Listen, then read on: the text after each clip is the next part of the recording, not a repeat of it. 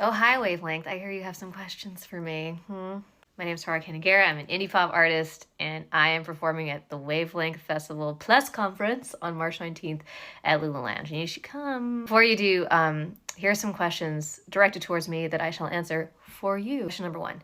You've talked before about how your classical and jazz backgrounds shape your vocabulary. When you're actually writing or improvising, are there concrete habits from that training that you consciously lean on or actively try to unlearn? It's like a fancy question. I mean, something I do take from the jazz tradition, even though I'm not traditionally writing jazz, is the songwriting is so good. Like, some of the greatest songs ever written were these old jazz standards written by like Cole Porter or like Lerner and Lowe, you know what I mean? Bad habit would be because like when you learn so much about music, you want to show everyone how cool you are by all the things you can do, but sometimes it just sounds like too much or kind of bad. Okay, question number 2. After years in highly structured musical environments, how do you know when to trust your first impulse? Do you ever catch yourself second-guessing ideas because of what you were taught should work? I mean, yeah, all the time. Like, when you learn what the rules are in music, you want to follow them because you want to be right and you don't want to be criticized. But being an artist means, like, putting yourself out there to be criticized, you know? Like, you gotta be vulnerable. And if you're just, like, writing music that's, like, right, I don't think you're really moving the needle, you know? Just my opinion. Much of your work has a strong sense of imagination. Ooh.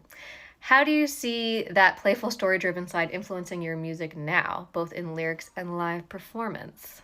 I mean, there's always a story behind every song, you know? It's not always explicit, like, it's not always clear, but, like, there's always a narrative. It's just maybe nowadays I'm not necessarily telling a story about, like, a thing that happened from beginning to end. It's more about, like, does this song make you feel a specific feeling based on the things that I'm talking about, you know?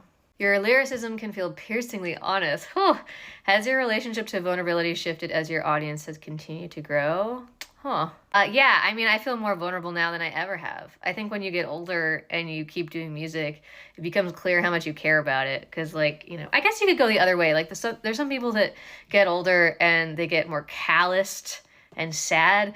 And I feel like I just am almost like Benjamin buttoning it. I'm like feeling younger and getting more excited about things. And there's something about telling people how much you care about something that makes you feel awfully vulnerable. So it has grown. My vulnerability, that is. Okay, question number 5. Having performed at Wavelength a few times now, what do you notice about how you've changed as an artist since your first Wavelength show back in 2019? I was a baby then. I guess my music is better. Actually, no, that's not fair to say. I don't actually know what's good, you know? Whatever I make is what I'm making at the time. And maybe in a few years, I'll look back and be like, that's the best thing I've ever made.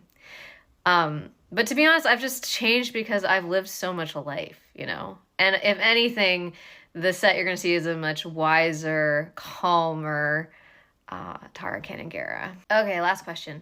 Are there any artists you're hoping to see or catch live at this year's Wavelength Music Festival Plus Conference? Okay, I love Sukyun Lee. I love her. I loved her ever since she was a Much Music VJ.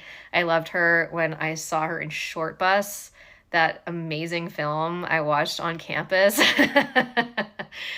Like, I went to the theater by myself and saw her in that film, and I just thought it was like so daring and funny and interesting. And to know she's like this performance artist slash musician slash I don't know, DIY queen.